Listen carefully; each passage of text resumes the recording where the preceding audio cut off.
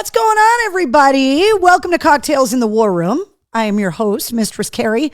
Welcome to episode 261 of Cocktails in the War Room. It's kind of unbelievable that this all started back on March 14th of 2020. And since then, after doing 80 nights in a row, starting in the summer of 2020, we started getting together every Tuesday night, and now 261 episodes in. So what's up, Lisa, Marcy, Elsa, Jonathan is here, Michelle, Michael Cold, Keith joining us, Eric is here, Dina and Denise. Thank you guys for joining me every Tuesday night. If you are new to Cocktails in the War Room, maybe the alert on Facebook or something just chirped on and you were looking for something to do, welcome. I'm your host, Mistress Carrie, and welcome to the War Room, which is the room in my house where we have all of the military memorabilia from my family's military service, where I keep all of the memorabilia from my trips overseas to Iraq and Afghanistan, and where the bar is. And so we started getting together here because of, well, the bar, first of all. And it's also the room in the house where, sorry, Wednesday is scratching me, where when military friends always come over to the house, we would always say, oh, let's go sit in the war room. Let's go have a cocktail in the war room. And then it just kind of organically turned into a show. So let's see. Lou is joining us. Paul is here. Jessica and Elsa are here. Also, Jerry. What's going on, Jerry? And if you're new to the war room, you got to let us know in the comments that you are in fact new, and let us know where you're watching from. And I also, will you stop? We have a very, very wound up Wednesday. So if you are new to the War Room, this is my co-host Wednesday. She gets her own camera. That's where you can find her on Instagram. And I do want to tell you guys right off the bat, for the last 7 months, I have had house guests. Members of my family have been here because of a massive issue with mold in their house with a newborn baby. And so I've had an entire family with a baby and a dog living here since the 4th of July. And they went home over the weekend, which is amazing. I'm so happy that my cousin and her family are back home. However, they took their dog Charlie with them. And Wednesday, for the last couple of days, has been lost without the baby and has been lost without Charlie. And so Wednesday is extra wound up, extra Velcro pug, seeking attention, cannot have enough attention, and has way too much energy because she lost her playmate. So Donna says 20 laps. I've already been to about 5 of them. Let's see. Hello, Lisa. Let's see. Tracy says hello. Sounds like a movie since the 4th of July. No pants day, says Elsa. So while it was amazing having my cousin and her family here, I'm so glad that they were able to move back home again. I think any first-time parent, you have this idea of what bringing your baby home from the hospital is going to be like, and all of the firsts in your baby's life, and being able to do all of those firsts at home. And for my cousin, early on, within weeks of having the baby, while she was still recovering, she wasn't able to go home. And to uproot the family, even though she was not in imposition in any way, shape, or form at my house, I can imagine that you feel like an imposition staying at someone else's house with a baby and a dog. And I was so happy to have them here. And it was really weird saying goodbye to them over the weekend because they literally live 4 miles away. But it was almost like, oh, you're leaving. Don't leave. It was just really strange because we're related. We've grown up together. She lives on the other side of town. It's not like I'm never going to see her again. She's not in a different time zone or a different state. She's in the same town, but it was really sad. And Wednesday has been sad the last couple days, to say the least. Eric says, my dog heard the war room drums and lost his or her ever-loving mind. Exactly. Jessica wants to know, do I still have snow in my area? Yes. Matter of fact, it's snowing right now. Bish says, I signed up for the BAA 5K and the 10K like I did last year, and I gave you a picture. Bish, you are starting off 2024 strong. There have been flurries here all afternoon, says Michael Cole, and it will continue overnight. They're saying we could get like 1 to 3 inches of snow or something tonight, but it's supposed to be 50 here by the weekend. So time to get Wednesday a companion, says Marcy. So I have been spending a little bit of time online. Even though I got Wednesday from a breeder as a puppy, which I have done with some of my dogs in the past, down, Wednesday. I have also adopted dogs in the past, and I would love to adopt a dog that's right around Wednesday's age so that they could kind of grow up and grow old together. Wednesday's going to be 6 in April, which blows my mind considering we had her second birthday here in the War Room in the height of the pandemic in 2020. So I have been keeping an eye out for a pug around that age that needs a home. It does happen.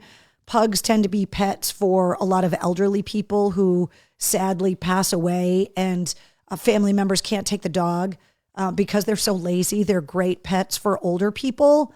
They don't need a lot of exercise. They're super affectionate and adorable. They're not very big, so they're not very expensive to feed or groom. And so I am starting to keep my eyes out for a pug that would be a great companion for Wednesday. I don't think our lifestyle right now that a puppy is a good idea. And I also don't want there to be a huge age gap where there's a gap in activity level. I've had that in the past. One of my dogs, Autumn, was like 13 when I got Wednesday as a puppy. And that age gap was just significant, and Autumn was just not having it. So, hey, will you back up? So if you guys do see, I do follow the Pug Rescue of New England. I've actually adopted from them in the past. I've been watching on Pet Finder, but I am definitely looking for a dog. You know, it's got to be the right circumstance. I'm so active. I travel so much. I rely on family and friends to dog sit that it would be a little bit harder for me to take on a dog that had a lot of special needs, because I do rely on a social circle to help me when I'm traveling for work or to see my husband and the kids. So, you know, I would love to be able to win Powerball and open up a pug sanctuary where I just had hundreds and hundreds of old and blind pugs that were diabetic and amputees. I would love to be able to do that. And maybe someday I'll win the lottery and make that happen. But I have to kind of focus on what's going to be best for Wednesday right now. And I think having an active playmate that she is going to be able to run around with and snuggle with is definitely something that I'm looking for. Donna says, I tagged you a 3-year-old pug on TikTok. Donna, I did see that, and I think that dog already got adopted. That's the problem, is sometimes by the time things go viral on social media, somebody's already adopted them. So Jerry says, I'll keep my eye out for you. Thank you very much. Christine says, I'm a dog sitter. I will come dog sit. I'm looking for a dog too, says Tom, and I can't find one that likes my sense of humor. Open up a center called Pugtails in the War Room. Trust me, if I win Powerball, there will be signs. Trust me, you will know. Mark says, if I win Powerball, I'm buying back AAF and naming you the PD. Thank you. I appreciate that. We are going to talk about the Rolling Stone article tonight because it's definitely something that has got a lot of people talking online. Donna says, oh no, he was just about to get fostered. Donna, I think somebody already lined up. When these dogs hit the internet and go viral and show up in your timeline, most of the time, by the time that happens, they've found someone locally that wants to take the dog. And there are a lot of pug rescues around the country. There's a big one in Houston called Pug Hearts. There's a couple of them in California. The problem with some of these rescues, like the Pug Rescue of New England, they only adopt in New England because they want to be able to visit your house. They want to be able to do a background check to check your references. They want to be able to call your vet. And so a lot of these regional rescues only adopt out in that region. So if there's a dog that's up for adoption in, say, Oregon or something, while I would be willing to make the accommodations to get the dog here, sometimes they won't adopt out of state because they, and rightfully so, want to be able to double check and make sure that the dog is going to a good, responsible, caring and loving, financially stable home, because these dogs have already ended up in shelters, sometimes in kill shelters. They've been found on the street. They've been abused and taken away by, law enforcement. So, I completely understand why they want to make sure that they're being adopted out to good homes. I stand by that 100%. But there are regions of the country. The Northeast is a region of the country that does a lot of adopting, and the shelters are usually not overcrowded. There are times where they get overcrowded, but the kill shelter problem down south is at epidemic proportions. If you talk to any veterinarian, they will tell you that there are regions of the country that there are just veterinarians that do nothing all day but put healthy dogs to sleep because nobody adopts there. And whereas if we could get those dogs here, and there are a lot of people that donate their time, donate their flying hours and aircraft, donate their trucks to bring those animals from high kill areas up into the Northeast, up into the Pacific Northwest, where the dogs have a better chance of getting adopted. And, I'm hoping to be able to find some kind of an arrangement like that where I'm going to be able to, and it's happened in the past. I did one private adoption for somebody that couldn't take care of a dog anymore. And they had 3 pugs, a mom and 2. The mom was 5. The 2 babies were 3, and I was able to help them find homes for the 3-year-olds. And then I ended up keeping the mom. She has long since passed, unfortunately, of old age. And then I've also adopted through the pug rescue. And I've also gotten a couple of dogs from breeders, which is how I got Wednesday. So come on, Wednesday, come over here. So I am definitely keeping my eyes open. Keith says, I was going to adopt a dog from Puerto Rico, but I don't think it would work because I don't speak Spanish. Keith, that's where Charlie, my cousin's dog, was adopted from Puerto Rico. And she was on the streets in Puerto Rico for like 6 months. And she was kind of skittish and very anxious around new people, but she was the most loving and wonderful dog.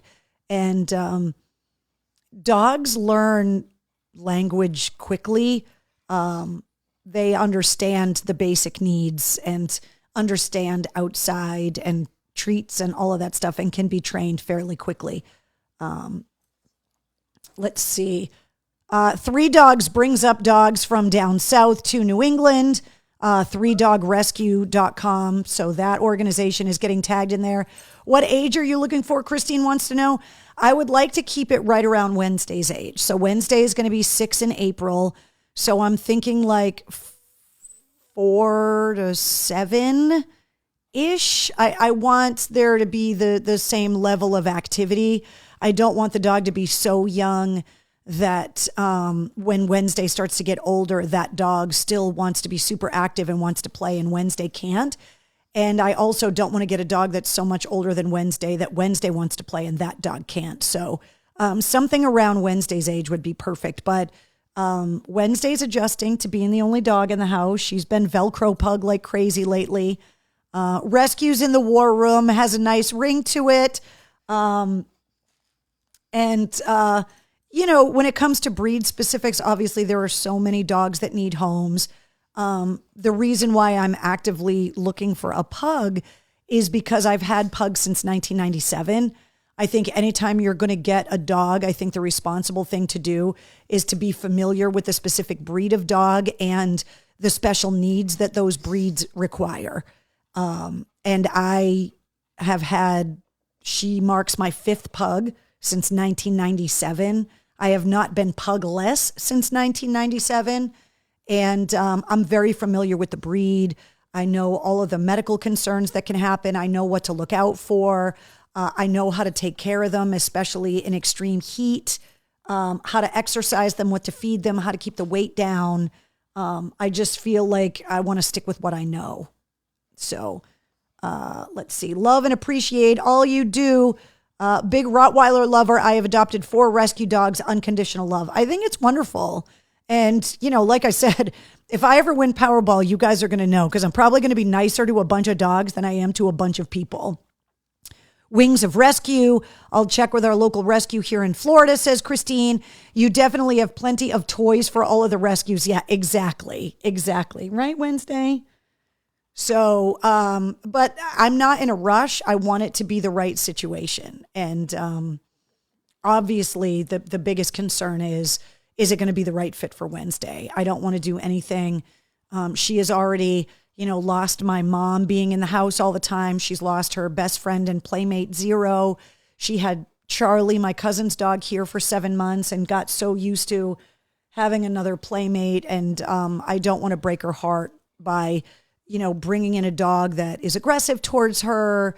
I don't want to try and bring in a dog and then realize the dog doesn't have the temperament and then not be able to keep the dog. Like, I really want to make sure that it's going to be the right situation for her, because Wednesday is such a love bug that I only want her life to be made better by having a companion. So I babysit my son's dog mostly, and the big baby sleeps on my head with me.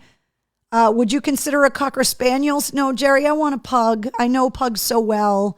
I understand everything about the breed, and I want it, I think pugs play together in a way that maybe other dogs don't, and pugs with their giant bulbous eyeballs, the way that they age the same. I've had old pugs, young pugs, and I've had bonded pairs. And that is what I would love for Wednesday, is to be a bonded pair with another pug. So we'll see what happens. I'm not in a rush. I know that the right dog is going to find its way into this house when it's ready and when it's the right situation. So Brendan says, I hope you find Pugsley for her. There was one that I saw online and his name was Gomez. And I was like, oh my God, it's so perfect. But he already got adopted too. So right, Wednesday. So we'll see what happens. All right, back up. Nope, back up. Sit down. Nope, down. Good girl. Can I have your paw? Good girl. Sit. High five. Okay, sit down nicely. Sit down nicely. There you go. There you go. Let's see. So we'll see what happens. All right, so I want to talk to you guys about the Rolling Stone article, because my social media pages have been on fire since it came out. Backstage Pass holders have known that I did this interview for Rolling Stone a few months ago. I knew that they were doing this article. So to give you guys a little bit of backstory, last year I got an email through mistresscarrie.com, and it was an independent journalist that was working on a story that they were hoping was going to get picked up by Rolling Stone, which obviously it did. And it was about the fastest growing broadcast company in the country, which is EMF, which is the company that owns K-Love, all of the Christian rock stations around the country, including the one that bought the frequency of WAAF. So this reporter reached out to me and said, I'm working on this story. Would you be interested in talking to me and being interviewed for the story? And I was like, sure. Any chance that I have to talk about WAF and all that, 100%. And so I got on Zoom with her. We had a conversation. Basically, it got on her radar because they are the fastest growing broadcast company in the United States. And that seemed, for the number of stations that they own and the amount of money that they were spending to get these stations. Like, they spent $10 million on 107.3 in Massachusetts, but there are cases in other markets where they've bought 4 signals at a time for $130 million cash. So when you've got an organization that's like that is throwing that kind of cash around, it's going to raise eyebrows, especially when that company is a nonprofit, which is what EMF is. And so when you've got a nonprofit that is paying cash for massive amounts of radio signals. In some markets, multiple signals that all overlap where they don't need multiple signals. It's going to raise eyebrows, right? And so they started looking into it because it's a publicly traded company, because it's a nonprofit. They, like a publicly traded company, you can get access to the financials because nonprofits have very specific rules about what they can do with the money, how the money comes in, how they have to keep track of the money, all of that stuff. And so I did the interview. And while I was talking to the reporter, I kind of tipped her off to the fact that WAAF was not the first and probably won't be the last rock station that was targeted by this company. And she was like, well, what do you mean? And so when I told her about BRU in Providence, CCC in Hartford, The Loop in Chicago, and started telling her about all of the rock stations that had been put out of business by this company, she didn't know that. It's just that when she started Googling and looking, because AAF was more recent, she just started seeing all of these stories about WAAF and kept finding my name attached to all of these news stories because of WAAF. And so that's why she called me. So she also asked if Mike Shue and Joe Calgaro, the program director from WAAF that was there the last night of the broadcasting. So I put them all in contact and then they could decide if they wanted to take part in the interview or not. And she said, I'm not sure when or if the article is going to come out. She said, I'm doing a ton of research. I've got a ton of interviews to do. And then I'm going to present it to Rolling Stone and we'll find out if they're going to publish it or not. I will keep you updated. She also asked me to send some photos of the last night of WAAF. And I did that with the credit of the photographer who took them, which did not end up getting used in the article. But I submitted them anyway. And she asked if she had any follow-up questions. Could she call me back? And I said, yes. So she messaged me a few weeks ago and said that Rolling Stone had in fact purchased the story, that Rolling Stone was in the fact-checking mode. And it's Rolling Stone's way of doing a secondary set of research on top of what the journalist did to make sure that the quotes were accurate, to make sure that all of the legal stuff about ownership and all, to make sure that it was all factually based before they printed it, because unlike social media and say influencers and entertainers, it would open them up to slander and libel lawsuits if it wasn't factually accurate.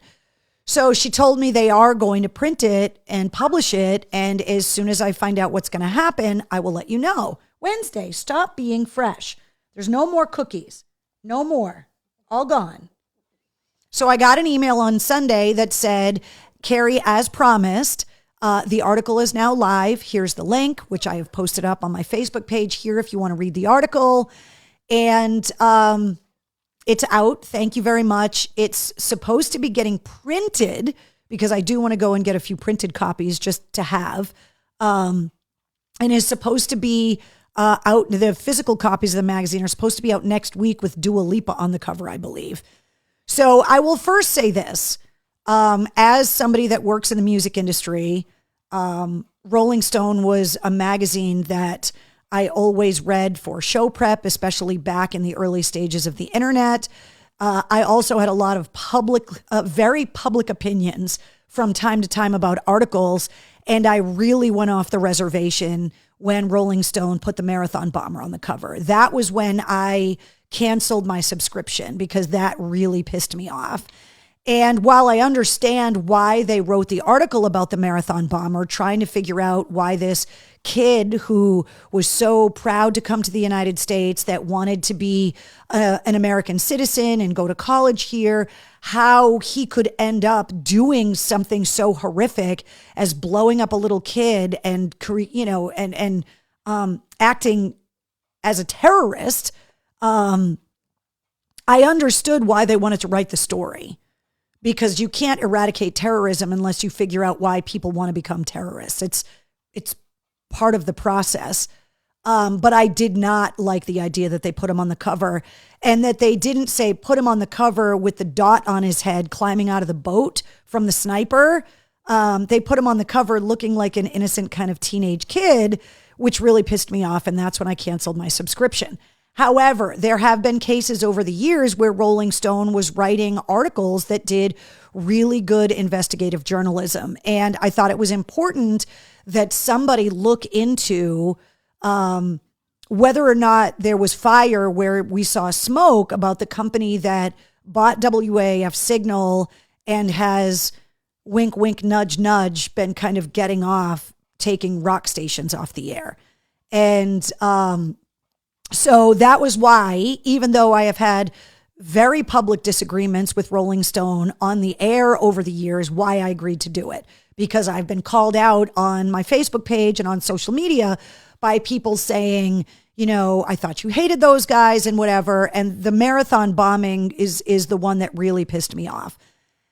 But I am a huge proponent of the freedom of press. I believe that real, true investigative journalism, not entertainment, is something that is really important. What I have a problem with is claiming to be a member of the news media as it suits you. And then when you get brought up because of slander or it's discovered that you lied and you were misrepresenting the truth to the public, you go into court and say, no, I'm not a journalist, I'm an entertainer. Because that's what happened with Tucker Carlson years ago. He went under oath and said, I am not a journalist, I am an entertainer. And therefore, when I lied to the public on Fox News about this, that, and the other, I wasn't lying as an accredited member of the press. So the blurry idea of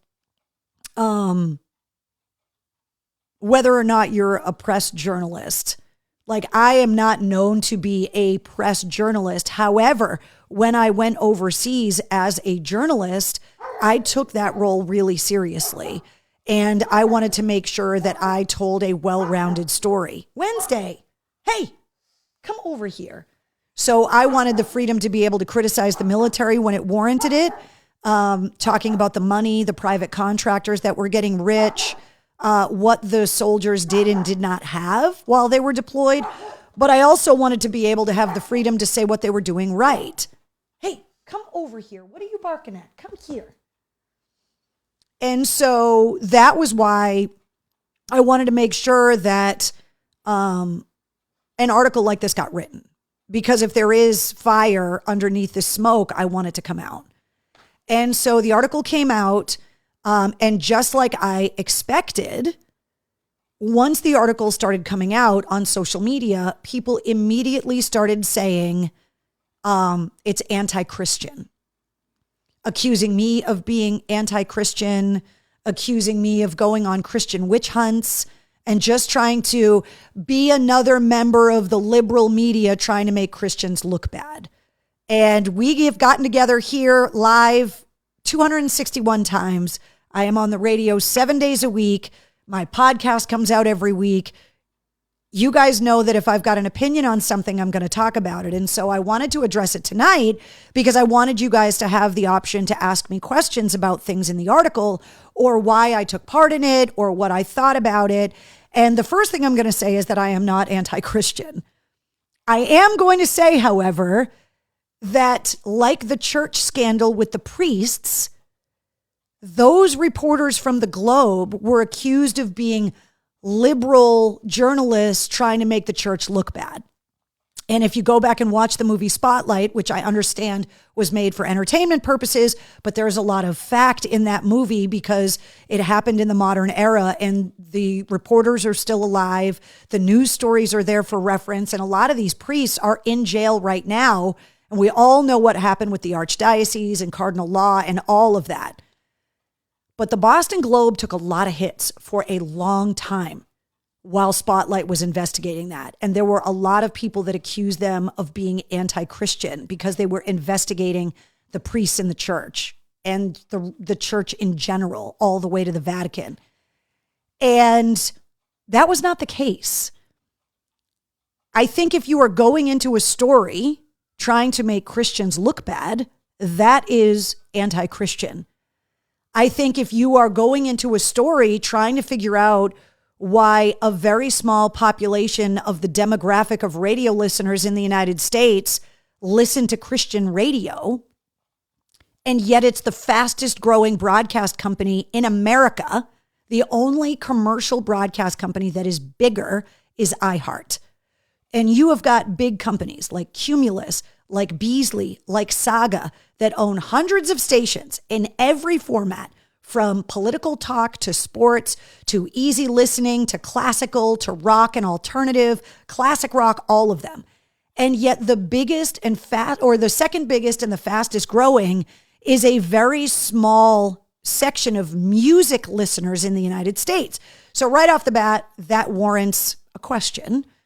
I think the bigger thing is when you've got a nonprofit that is throwing around tens of millions of dollars in cash to buy up multiple frequencies in a single market to just rebroadcast the same programming, that warrants investigation. And also, there are loopholes which are investigated in this article.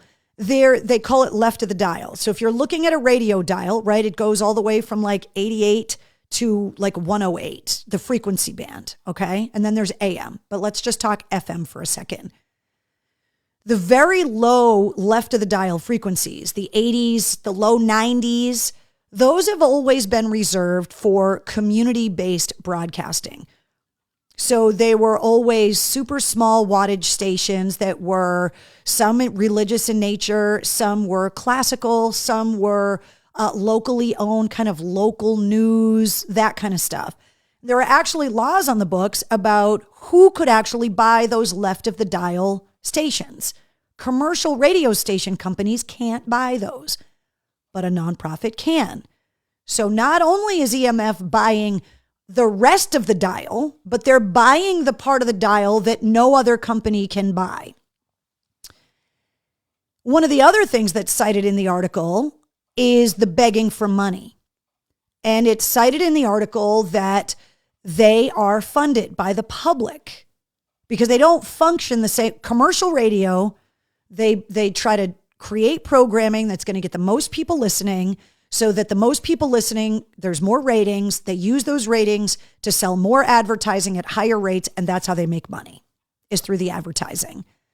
This company does not make money through advertising. They make it through donations. So they go on the air like public television does or public radio and ask for people to support them. But it's cited in the article that they use fear to get people to donate, saying they're trying to take us off the air, donate money to keep us on the air, which is not the truth. This company is flush with cash, and they're using this panic mode to buy more stations. The stations they have are not in danger of going off the air. And one of the reasons why is because they're so cheap to run, because they don't really have local staffs. They are not doing community outreach. They do not have local DJs. They don't really have local anything. They've got probably a local engineer because somebody's got to keep the signal on the air. They probably have got some kind of marketing and community relations kind of person, because as you drive down the Mass Pike in Massachusetts, there's billboards for K-Love. And so somebody has to coordinate that stuff locally. But the DJs are not local. The music decisions are not being made local. So the number of local people in these markets that they're employing is barely any. And the amount of community-based goodwill and charity work that they're doing is barely any, if any at all. Unlike a station like WAAF that raised millions and millions of dollars for charity and would go out and do volunteer stuff and would have everybody from politicians from both sides of the aisle on to trying to educate people on certain ballot initiatives or whatever. But we were incredibly active in the community, whether it be a firefighter that was killed in a fire and we were trying to help the family, whether it was raising donations for Toys for Tots locally with the Marines, whatever it was. Those kinds of things are not getting done locally by this company or this nonprofit, because the money that's going into this organization is buying up more and more frequencies. And because they're a nonprofit, there are different rules about how many they can have. And something like NPR, which how are they different than NPR? Because NPR is not as centralized as EMF. And I don't believe NPR owns half as many stations as EMF does.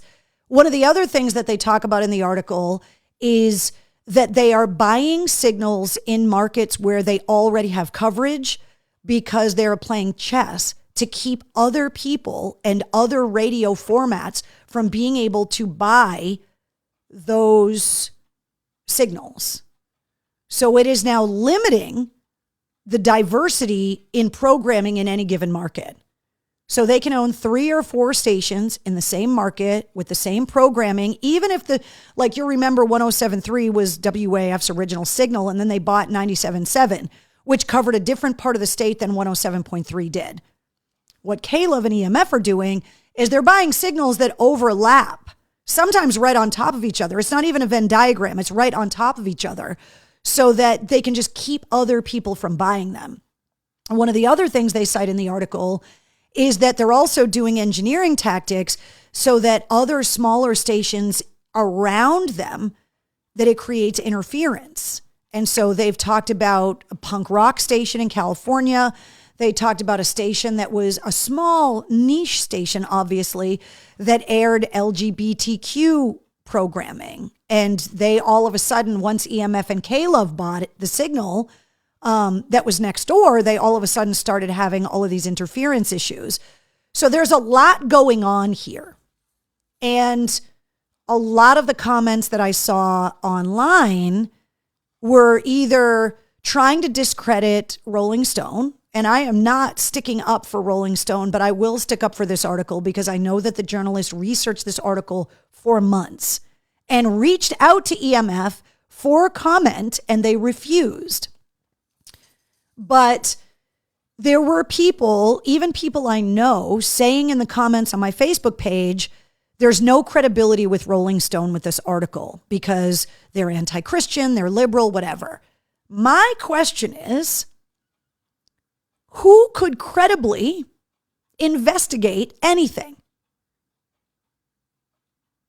I didn't see Christian newspapers investigating the church with all of the molestation accusations against the priests.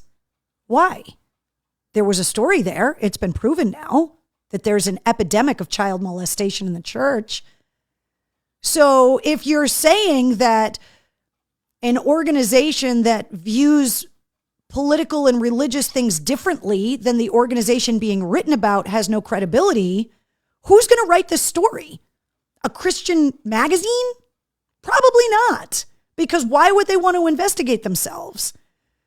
So I just had a lot of questions for people saying, well, you can't discredit Rolling Stone saying they don't have credibility to do the investigation, because I don't understand what your definition of credibility would be if it's an organization that aligns perfectly with them politically and or religiously.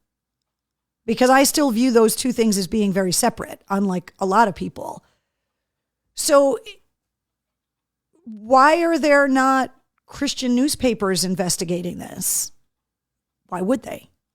Why are there not more right-leaning political magazines and newspapers and cable news shows investigating this? Why would they? Here's the question I'm going to ask. If a nonprofit were doing what EMF is doing and filling the airwaves with programming of a different religion, if the Satanic Temple started buying 4 different signals in every major market in the United States, would EMF have something to say about it? Would anybody in my comments say that that was okay? Or is it just because it's an organization and it's Christian rock? And if it gets, if it were another nonprofit, say Planned Parenthood, started spending hundreds of millions of dollars to buy radio signals around the country and use loopholes about nonprofits to start creating all of this network of radio stations would anyone have something to say about it? Or would you still be defending it like you're saying, oh, well, no, it's totally fine that nonprofits are spending hundreds of millions of dollars to buy up every radio frequency that's available in the United States?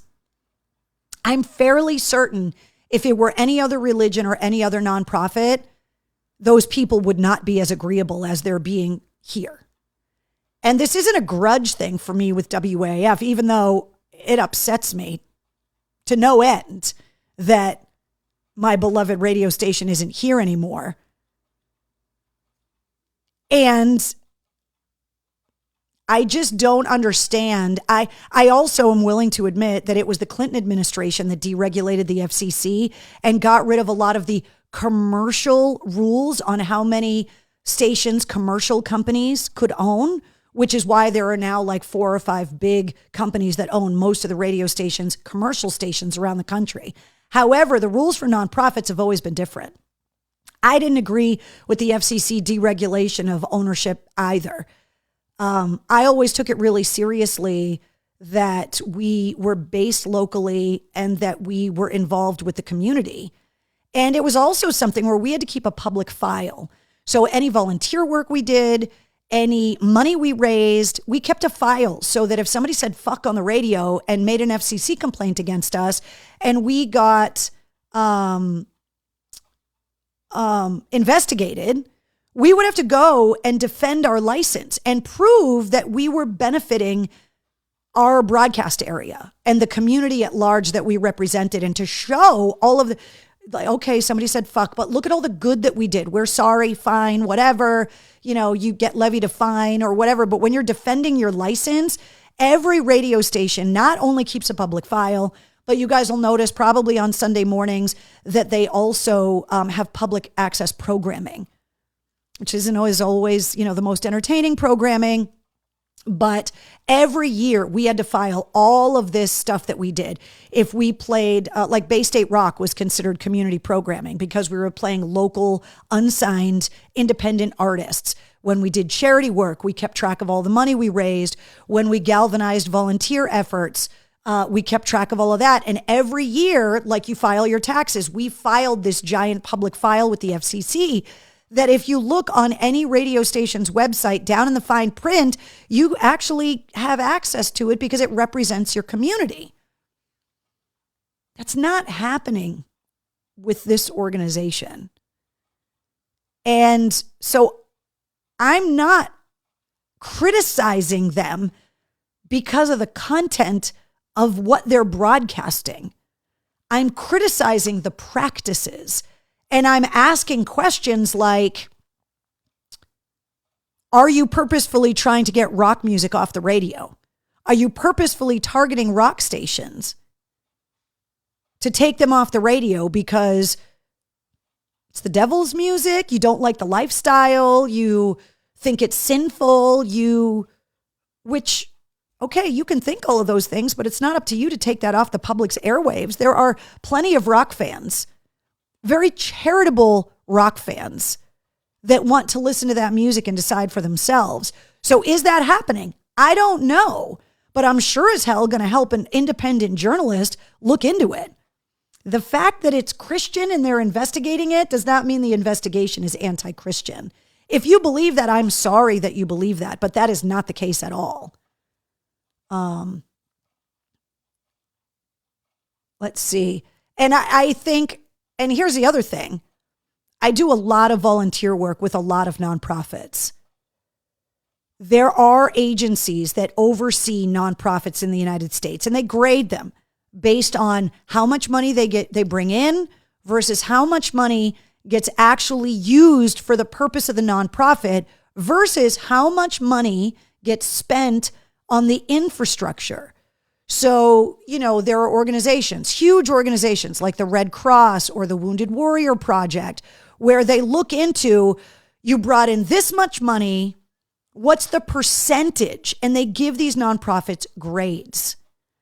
So my question is, If you own hundreds of signals, but you're not employing hundreds of DJs, and you're not donating hundreds of millions of dollars to charity, where is all the money going? And are the people that are donating the money to you aware of what you're doing with it? Because I think any nonprofit in the United States should be required to actually be honest about what they're doing with the money.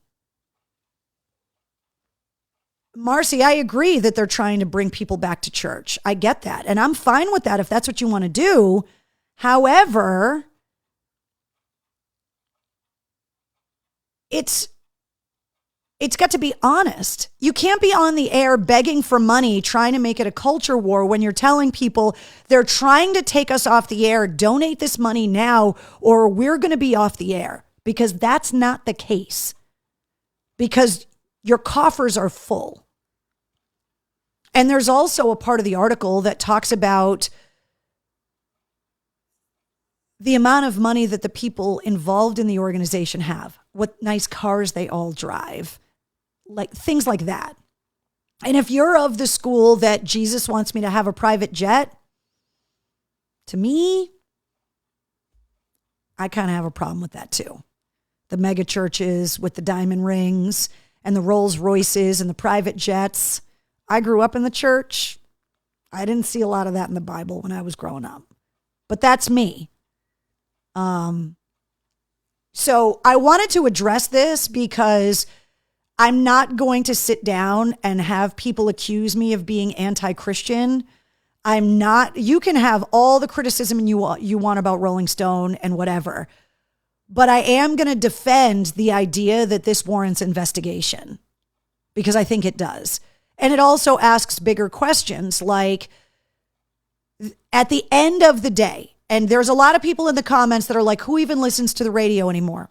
Don't. I'm a podcast host. I stream on the internet. Great. But we own the airwaves that are above us. As American citizens, those are our airwaves. And those signals that these nonprofits and broadcast companies have access to, they get access to them because the government that we pay into gives them that access.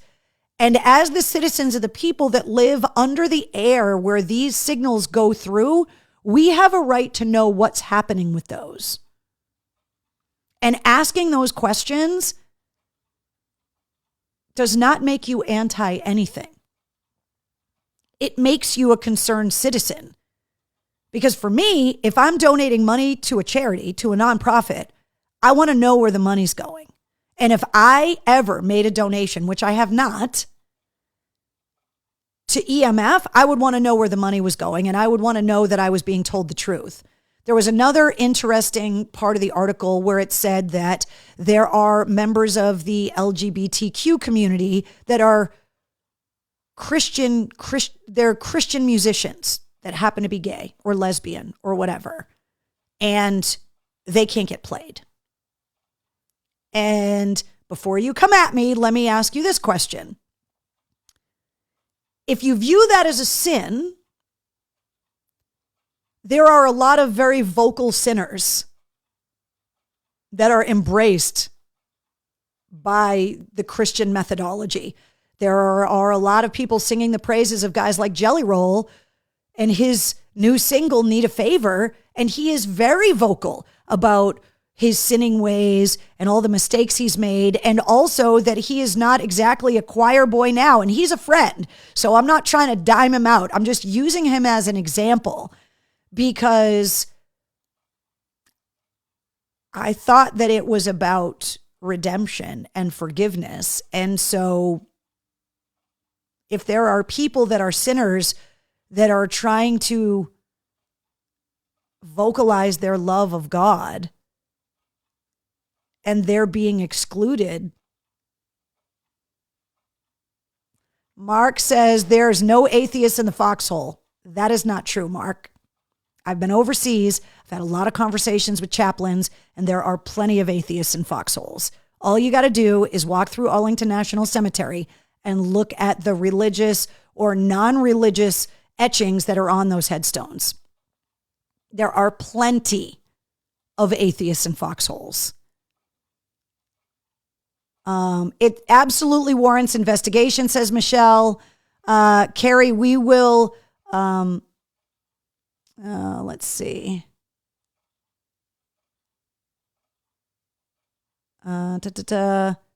Selective sinners. Jonathan says, I'm gay, but. Well, what's the line of sin then? Like divorce? Kids out of wedlock? Like, I thought that whole cast the first stone quote was a thing. Just asking the question. Joel Osteen is praised by the church.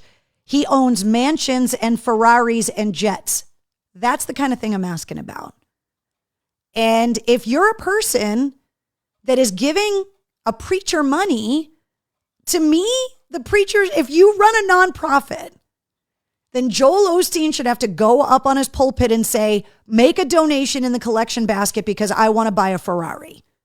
Because you as the person giving him money should know that that's where the money's going. And in this case, they should say, we're trying to buy 10 more radio stations, give us money, as opposed to they are trying to take us off the radio and we need your donations now or we could be gone, because that's not the truth. And it talks about it in the article. Brett says, why did they call out your age? I don't know the answer to that question.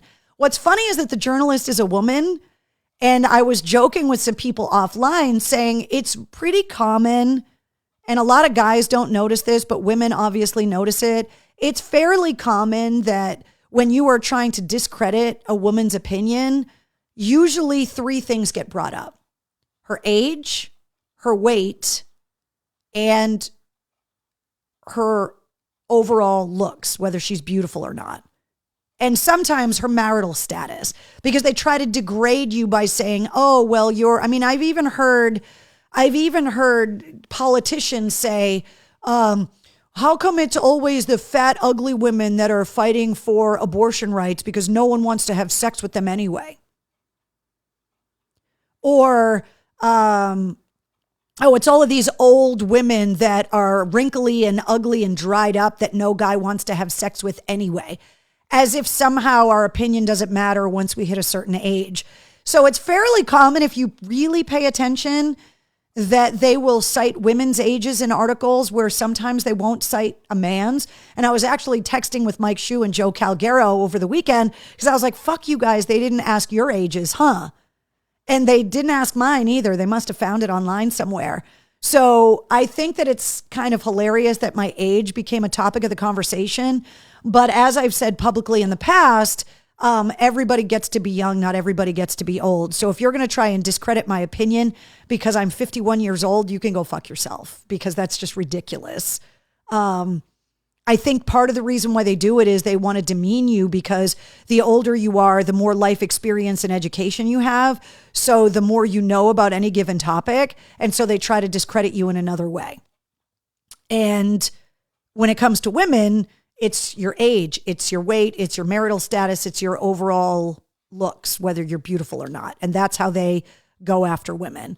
It's how they go after women, when it comes to the abortion debate, and you go back and forth with facts. And then they always say, just keep your legs closed. And it always comes down to the woman being a whore because her promiscuity is somehow a topic of legal debate. That's just what they do with women. I don't understand why they put my age in there, but if it's because they wanted to show how long I had been in radio since I was at AAF for 29 years, and obviously I'm not 4 years old when I started, fine, but I don't give a shit that my age is in there. Bring it on. Let's see. Tracy says, if you're going to come at me, remember I'm old for a reason. So I wanted to address this in a way that made it clear what my intentions were when it came to taking part in the article, and also why I think it's warranted that any news organization be looking into it. And I also think that now that some of these facts are uncovered, I definitely think that I don't care what the affiliation is of the nonprofit. I don't care if it's Christian, if it's Jewish, if it's atheist, if it's the Satanic Church based in Salem, I don't care what the affiliation of the nonprofit is. I think that the more diverse access people have to broadcast radio in this country, the better. I think they're the public's airwaves, and the radio stations in those markets should reflect everyone. So there are radio stations, really small wattage stations, that play Caribbean music or that are Spanish language or whatever. And I think that that's really important because my group is rock music, and I want there to be a place for us too. And so I think that this warrants more investigation. And I also think that there needs to be a clearer definition about what a nonprofit is. And I mean, think about it this way. There's been a lot of criticism about the Church of Scientology and all of the real estate that they own and all of the money. I ask the same question. If this were the Church of Scientology, would the Christians defending EMF be still okay with it if Scientology was buying up every available FM signal in the United States on the radio? I don't think you would be. Maybe I'm wrong, but I don't think you would be. I am feisty. Mark says, Carrie, you're feisty, and I'm here for it. I'll tell you why, because I've been reading the comments, and I was like, you know what? Rather than get into a typing war on social media, I wanted to come here live and let people ask me questions. So I'm here. Polka stations. Donna, they're all over the place in northern Wisconsin where my husband's family's from. I didn't think that many people listen to polka, but there are a lot of people on Sundays that's their jam. Or on Fridays, they go to the fish fry and then they listen to polka music, and it's a thing. And I'm here for it. I think it's great that there's polka radio stations out there. 100%. Wonderful. I just think that if a nonprofit is dropping $131 million in cash, maybe the non isn't in capital letters where the profit is. Is the NFL a nonprofit? Michael Cole says, how is the NFL a nonprofit? Is the NFL a nonprofit? I did not know that. There's another question. I had no idea the NFL was a nonprofit. And how much money does Roger Goodell make? That's my question. Let's see. Don't feed the troll. The keyboard warriors aren't worth it. Yeah, but you know what, Tracy? There's this, the turn the other cheek thing. Sometimes in this world, especially now, trying to take the high road gets turned around and they say, see, they're not even fighting back. They're weak. And sometimes it takes going toe to toe with somebody to go, look, I'm not backing away from you. So bring your fucking fight. You want to accuse me or anybody about this being anti-Christian? You're fucking wrong. Full stop. You're wrong. I think it's insane that you would expect no one to want to investigate an organization that's growing that fast and throwing that kind of money around. That's insane to me. Will says the NFL is not a nonprofit. I hadn't heard that either way. Let's see. You need to stand up for yourself. Yeah, you're not going to tell me what I am. Yes, I'm 51. Yes, I'm a woman. It's 2024. I know what I am, and I know what I'm not, and you are not going to tell me that I am something I'm not. And you can do it through your little keyboard from your mom's basement and make accusations, but I'm going to stand here right now and tell you that you're fucking wrong. And that you're doing it to try and belittle me because I have a platform. What are you trying to do? So, no, I'm going to take the time on my fucking show to tell you and to call you out and tell you that you're wrong. Jonathan says you do not look 51. I don't know what 51 looks like, Jonathan, but I'm going to take that as a compliment. Thank you. I think growing up, we had an idea of what old was and what old was supposed to look like. I look at pictures of my mom at 40 and she looked older than I do now because I think there was a certain societal pressure that once you became a parent that you were supposed to look a certain way. Now we've got grandmas that are sleeved in tattoos with blue hair. I am here for it. I think the younger generations as they get older, I mean, we've got grandmas out there with fake boobs in low-cut shirts and miniskirts. Great.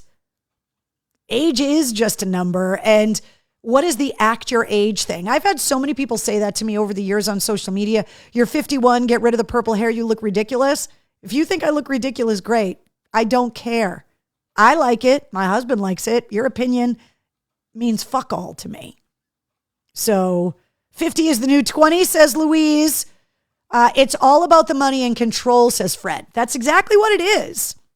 And I'm simply asking the question of how much money and how much control should you have, especially as a nonprofit, which you are now in a swimming pool with a bunch of other people and you're playing by different rules. The rules of a nonprofit radio ownership versus a commercial radio ownership are completely different, but they're swimming in the same pool. And I think that's kind of weird. Jerry says, I used to be quiet when I was little, and over time I got sick and tired of people stepping on me. Yeah. So there you go. John says you look awesome with purple hair. Thank you. Sally says, Generation X, don't fuck with us. Those are the funniest TikTok videos, by the way. Like that guy with the long hair that's like, what about Generation X? Why did we let those guys off the hook? And then there's all the members of Gen X that are like, bro, let the sleeping dog lie because we're here to eat your face if you wake us up. That shit is funny. Funny. A nonprofit should be held to a higher standard. I agree. And if you don't want to be held to that higher standard, then feel free to be a for-profit industry and pay your taxes like everybody else. And if you're flying in a private jet and driving a Ferrari, that is not my definition of a nonprofit. That's me. So there you go. That's my soapbox. Sometimes I'm more wound up here in the war room than others, but I'm going to defend this article, at least my participation in it. And hopefully this has got a lot of other people asking questions because if there is any nefarious intent of trying to silence an entire genre of music, i.e. rock music, and to get as many of those stations off the air as possible because you as your religion do not believe that it's good for the American people at large, allow me to be the judge for what is good for me. I don't need you telling me what is good for me because it's my opinion, and I'm going to say it's a fairly educated opinion at that the rock and metal community are some of the most selfless, giving, caring, emotionally sensitive in the fact that you're sensitive to other people's emotions as possible. The land of misfit toys that I talk about every week on my podcast, that we talk about every week here in the War Room. So the idea that rock fans and metal fans are not good people, that does not make any sense to me. Just don't get it. Michelle says, of course, the intent is nefarious. There's no other explanation. Are they going after hip hop stations? Just wondering. Barbara, I don't know. I have not seen a spreadsheet of the stations that they have purchased. I just know that there are at least 4 legacy rock stations I can name off the top of my head that they have taken off the air. And those stations, A, have not been able to be replaced in the market, which means that that genre of music is no longer represented in the market because signals don't go up for sale very often. And now they're definitely not going to go up for sale very often if you've got an organization that's just out there buying them all up so no one else can have them. So, those guys just bought 95.5 and 103.3 Earth FM in Greenville, South Carolina for $6.8 million in October. And I promise you they paid them cash because that's what they do. They're not mortgaged to the hill like you and I would be if we tried to buy radio stations for $6.8 million. They're not. Currently, a number of professional sports leagues have control officers registered 501c3 tax-exempt organizations. Those include the PGA Tour, the National Football League, the National Hockey League, and the Ladies Professional Golf Association. That's interesting to me. Where's all the advertising money going? If you're a nonprofit, like, where's all the money going? Follow the money, Mike Shue always says. I don't know. I think maybe it's time we start asking what a nonprofit is. And I think it's also incumbent on all of us. I'm not going to tell you to do what to do. You can donate your money to whoever you want. If you are going to make donations to anything, make sure you know where the money's going. Ask questions. And if it's hard to get the answer, that should tell you something. Because I think it's kind of fucked. But that's me. Right, Wednesday? All right. I don't want to keep you guys all night, so let's roll through some other stuff. Want to remind you guys, you can hear me every weekday afternoon on 100 FM The Pike in Worcester. Want to thank everybody that came out to Waterfront Mary's last Friday. I'm going to be there again for Feel Good Friday on February 23rd. So if you're looking for a place to go after work, have a couple of drinks, we had a ton of prizes to give away, including tickets to the big gig. So put it in the calendar. The next time I'm going to be out at Waterfront Mary's is going to be February 23rd for Feel Good Friday. And of course, the big gig is happening April 27th at the DCU Center with Stain, Seether, Asking Alexandria, and Tim Montana. And Mike Shue and I from 100 FM The Pike are going to be your master and mistress of ceremony. You can also hear me on 106.3 The Bone in Portland, Maine, every weekday afternoon from 3 to 7. And there's a lot of stuff happening, including The Bone presenting Mammoth WVH at Aura coming up on Cinco de Mayo. There was also an In Flames concert that just got announced yesterday at the State Theater. All of the details, just go to 1063rocks.com or 1063thebone.com. Cocktail recipe tonight. You probably need one after my freaking diatribe. This one is, I thought was interesting. This is the alternative recipe for a drink called the Boston Bullet. It's 2 ounces of chilled vodka, which is what got my eye right off the bat because you guys know how much I love the vodka. It says spray of Nolly Pratt from an atomizer, olive stuffed with an almond to garnish. So I don't know what Noily Pratt is. Can somebody tell me what that is? Because I have no idea. But putting it in an atomizer and kind of spritzing it, I thought was interesting. It says spray a chilled martini glass with the Noily Pratt and then add the vodka and add the almond and serve. I have also never seen olive stuffed with almonds. Is that a thing? Bartenders that are here in the war room. Louise says, careful they don't try to buy the Pike and try to silence you now. Are they going to buy the whole internet? Which, by the way, guys, one political topic that is out there, and you're going to hear a lot about it over this next election cycle, I encourage you strongly to look into both sides of the argument of net neutrality, because that goes into what you're talking about. Right now, the internet is kind of Wild West, right? And the internet service providers, they can't limit how much internet you have.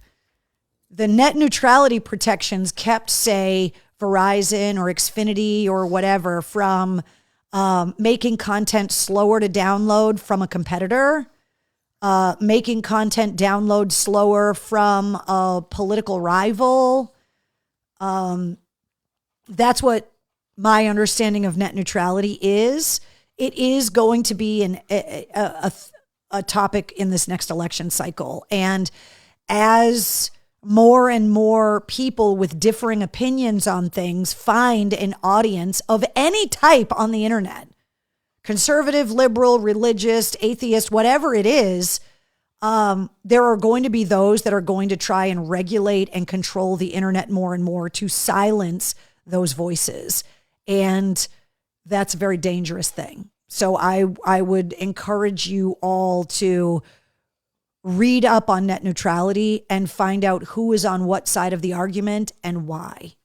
Because once the horse is out of the barn look at what they do in foreign countries like North Korea and China, where certain websites, certain topics of conversation are just not allowed to be present on the internet. I think we need to be really careful about silencing voices on the internet and making sure that the companies that stand between you as a person and the information on the internet, which is your bank accounts, your mortgage, your insurance companies, your kids' school schedule, everything. I think we need to be careful with that too. So you bring up, silencing me. Well, I'm here too. So at least for now, they can't do that. Noilly Prat is a brand of vermouth, says Keith. Can you guys, okay, so that's good to know. I had no idea. The big firewall. Yeah, exactly. Still trying to get over all of these 6 foot apart stickers that were fake. I don't know what that means. North Korea sentenced a 12-year-old girl to a labor camp for listening to South Korean music. Footloose. So anyway, I thought this was interesting for a couple of reasons. One, I didn't know what Noilly Prat was. Two, I didn't know olive stuffed with almonds was a thing. I am not the biggest. So you guys know I don't like gin. This vodka martini thing with an olive with the almond, I don't know. It's called a Boston Bullet though, so that must be the almond. This is a drink I had never heard about. So I thought I would share it with you guys. So that's our cocktail today. A brand of vermouth. Who knew? Who knew? Lou says it's incredibly difficult to prove. Internet providers can say it's just an outage. Yeah, you can until it gets investigated and proven. And then what are you going to tell the journalists that they don't have any credibility in that too? Donna says, I'm not an olive fan. Neither am I. Olive oil all day long, but actual olives, not my thing.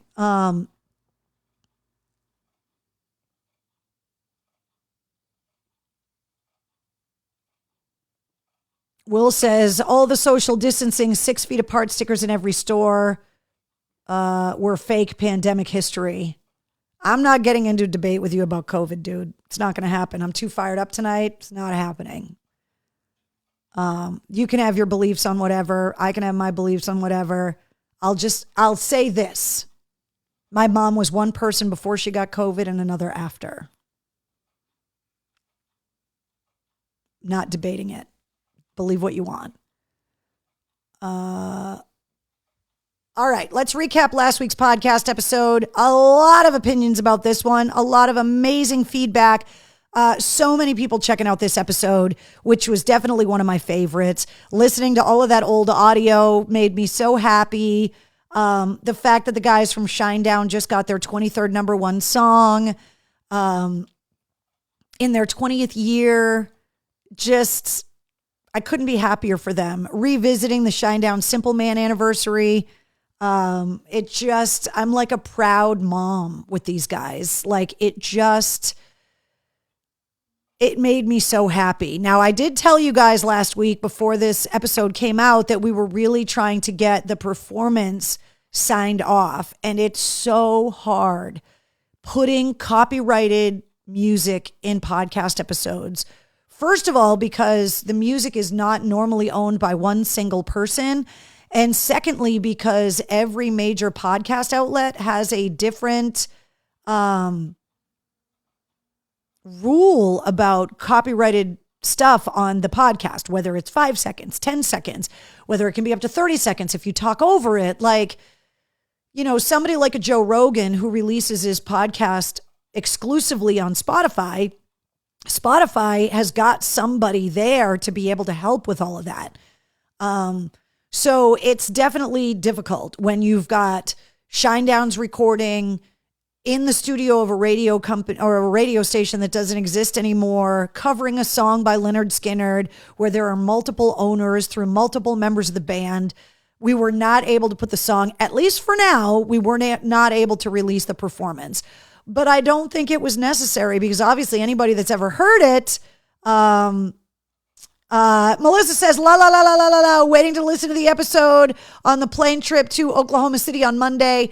Well, I'm not, spoiler alert, the song isn't in the episode, but everything else is, and it's hilarious. Listening to this old audio of these guys when they were a brand new band, when they had no idea the future that lay ahead of them, when they did that performance of Simple Man with Brent with a sinus infection, not having any idea the ramifications and the ripple effect that it was going to have on their career.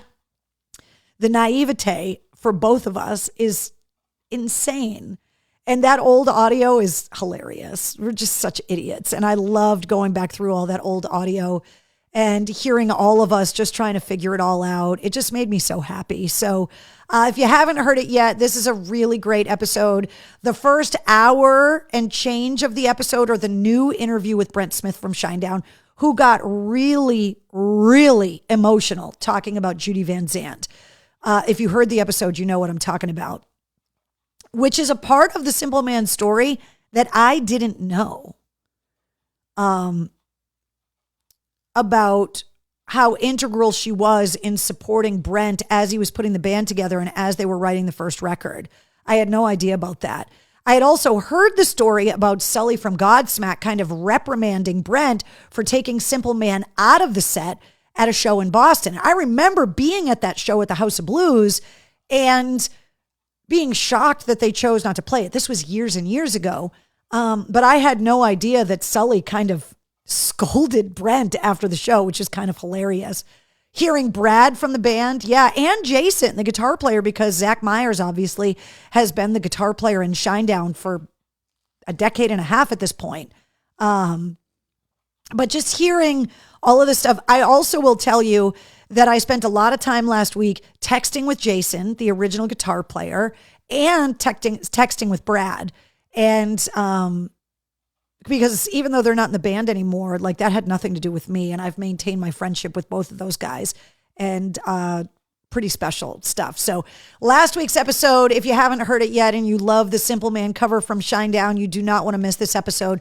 Episode 189 of the Mistress Carrie podcast is available everywhere. And episode 190 goes live at midnight tonight, bringing back Mariah Formica from Plush, who was my guest on episode 91. And now she is back talking about singing with David Draiman, the Don't Tell Me song that Ann Wilson from Heart stars in, talking about what it's like to tour with everybody from Slash and Miles Kennedy to Evanescence to being part of the Kiss cruise before Kiss retired. Talking about her pet snakes and how she bonded with Slash over their mutual love of reptiles. Mariah is awesome. This band is going places. Mark my words. I introduced you to them a few years ago, and they are currently on tour opening up for Disturbed. They are going to be at the Mohegan Sun Arena next month with Disturbed, Falling in Reverse, and Plush. And over the weekend, Mariah got on stage with David Draiman, the first time Disturbed played Don't Tell Me live, and she nailed it. Their new EP, Find the Beautiful, with their cover of Heart's Barracuda, came out last Friday. And so that is episode 190 of the Mistress Carrie podcast, featuring Mariah Formica from Plush, who I am so excited to have back on the show. So don't forget, if you subscribe to the Mistress Carrie podcast, you get the weekly episodes. You also get the Sit Rep Monday through Friday with all of your rock news, music headlines, entertainment updates. It's around 5 minutes long, and you can always check that out. Just subscribe anywhere you listen to your podcast, which could be in a bunch of different places. This is just a sampling. All the episodes are up on YouTube. I have begun the process once again of putting all of the old episodes of the podcast up on YouTube because it was not an option back when the podcast started, but it is now. So you'll start seeing all of the old episodes starting to make their way onto my YouTube channel, but so many other outlets. And you can always go to mistresscarrie.com and just hit play on any of the players of any episode that you want to listen to. And we're holding strong at 149 countries. So there you go. I first will say happy unbirthday, Keith, since I forgot about you last week. Cheers to you. Also, you're celebrating your birthday alongside Robin Zander from Cheap Trick if you're celebrating your birthday today. And I thought this was completely random. Today is Happy Measure Your Feet Day, which I feel like I am a very specific person to celebrate this very weird day. I measure my feet all the time. The measurements have not changed. All right, let's run down some music headlines quick before I let you guys go because the show is obviously running long. Serj Tankian's memoir, Down with the System, comes out May 14th. Bush announced their massive loaded greatest hits tour, which is going to include a stop at the Leader Bank Pavilion with Jerry Cantrell and Candlebox. Those tickets went on sale last Friday. This week, the In Flames tour goes on sale. The Hardy tour goes on sale on Friday. So let's go through some of the other shows that are getting released. Want to remind you guys about the Big Gig 3 at the DCU Center on April 27th. This just got announced.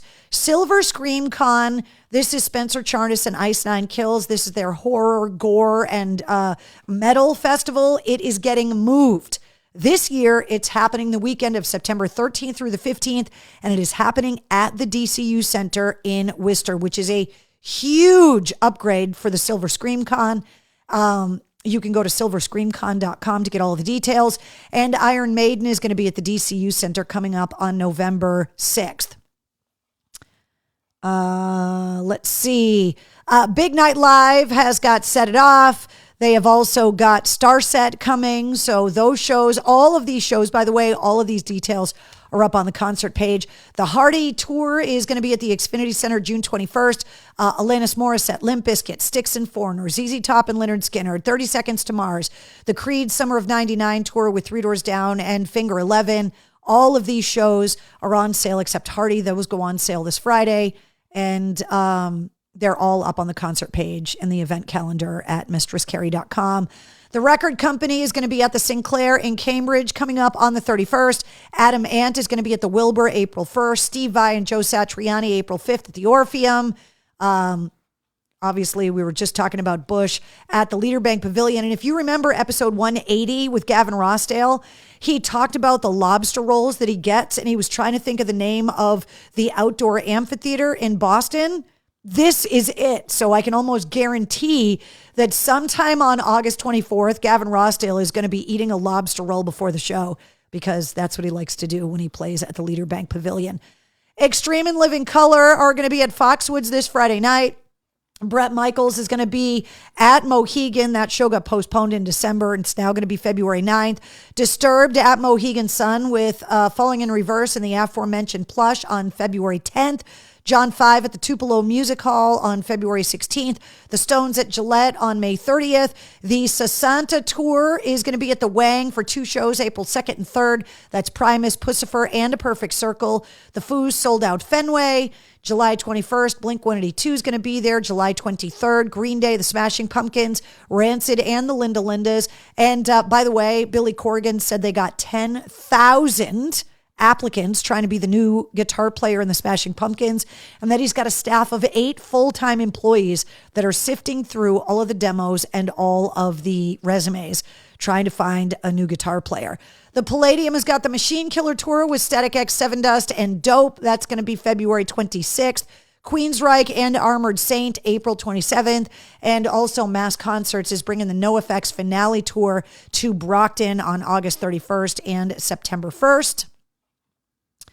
There is also the MGM Music Hall at Fenway. Dropkick Murphys getting ready on May 15th, 16th, and 17th. Porno for Pyros on their farewell tour March 5th. Guster on March 30th. Judas Priest on April 25th. The Black Crowes just announced their massive Happiness Bastards tour, which is named after their upcoming new album. The Black Crowes are going to be at the MGM Music Hall at Fenway April 28th. That just got announced. And Bad Religion and Social D are going to be there on May 7th. House of Blues, Beartooth, Sleep Theory, and Invent Animate and The Plot in You was just on Sunday.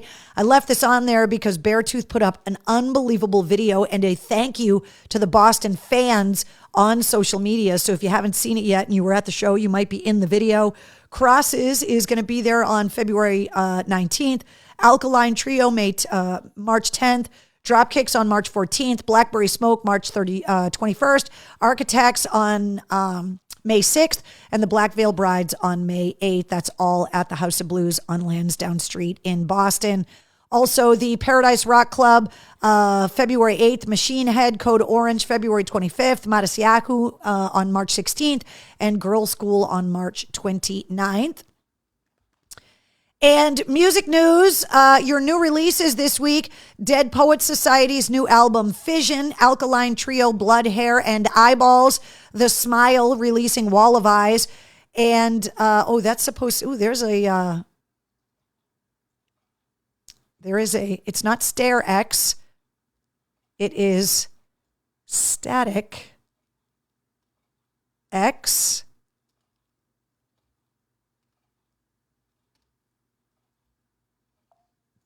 Let me fix that. Static X's Project Regeneration Volume 2, which contains the final recordings of the late, great Wayne Static. That comes out on Friday as well.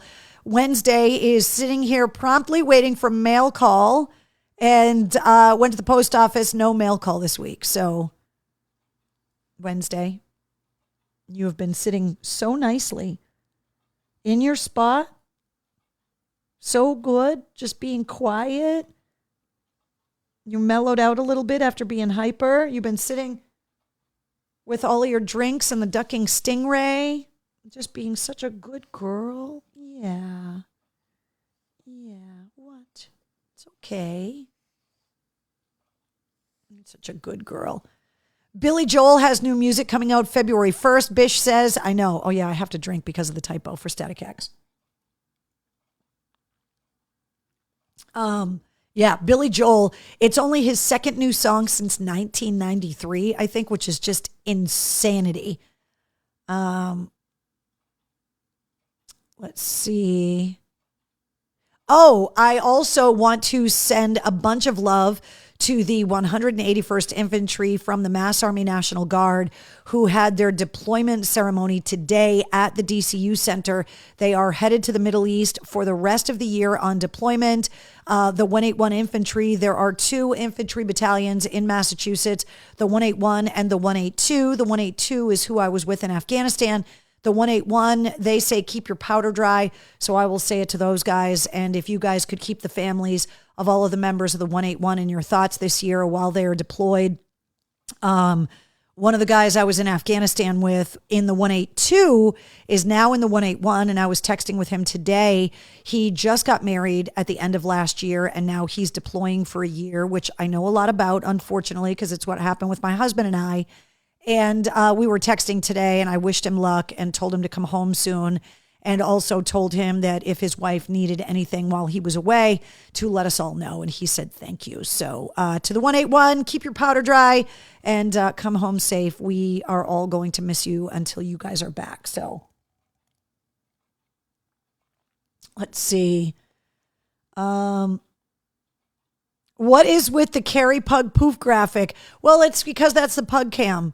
And that's a pug body, and it's got my face in it. And so I just thought it would be funny to put a little pooping pug with my face on it on Wednesday's pug cam.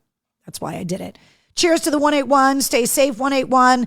When are you leaving for Vegas? Not until next month.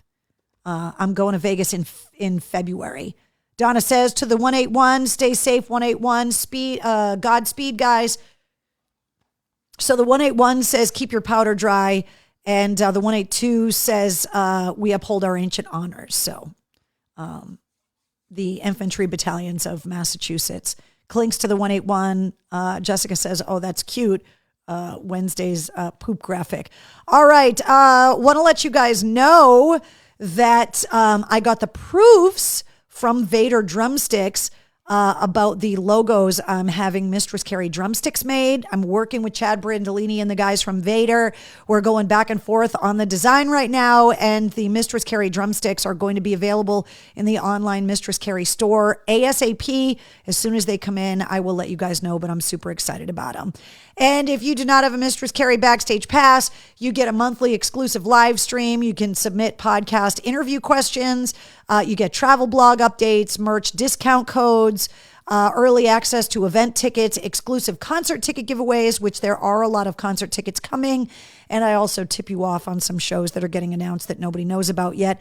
So if you don't have a Mistress Carrie Backstage Pass, you can get one. Patreon.com/Mistress Carrie, or just click the Patreon button at mistresscarrie.com. And if you're looking for all of the different places that you can find me, they're all right there. So there you go.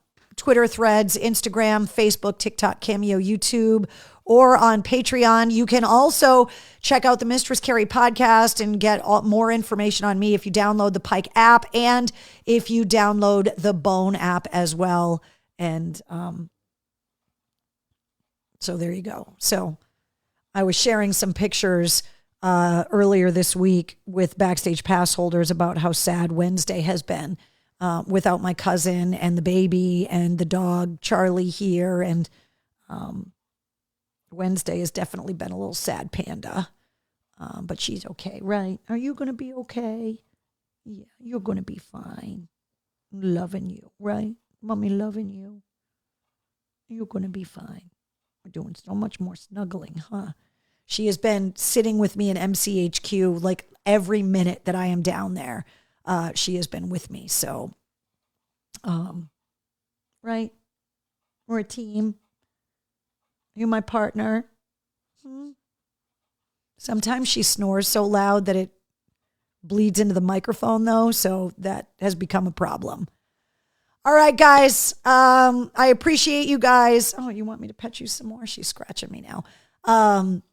I appreciate all the understanding and all the support on the Rolling Stone article. You don't have to like the magazine, but you don't get to criticize them for doing the investigation or criticize me. We already talked about all of that stuff. So there you go.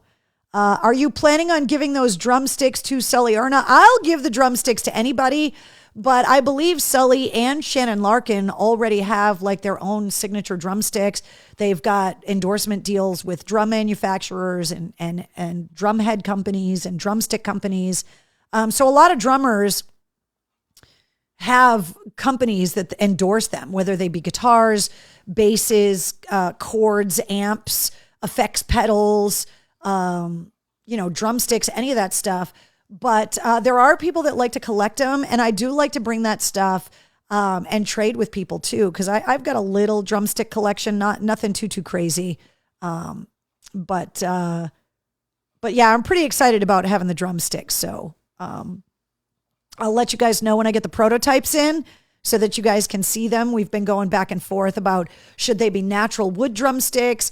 Should they be purple drumsticks, like synthetic drumsticks? What ink color can be used on wood drumsticks versus what ink color can be used on purple sticks?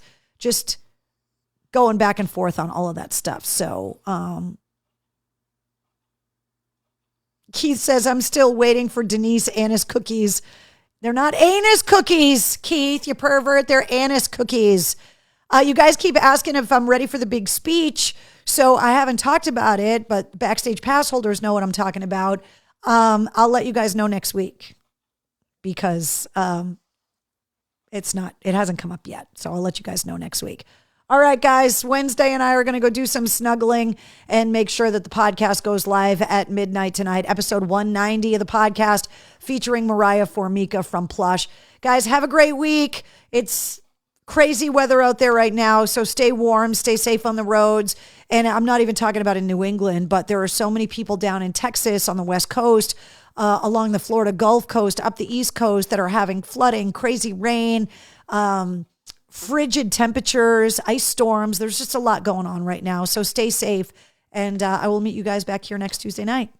Say goodnight, Wednesday. Say goodnight, everybody. Can you say that up here? Say goodnight, everybody.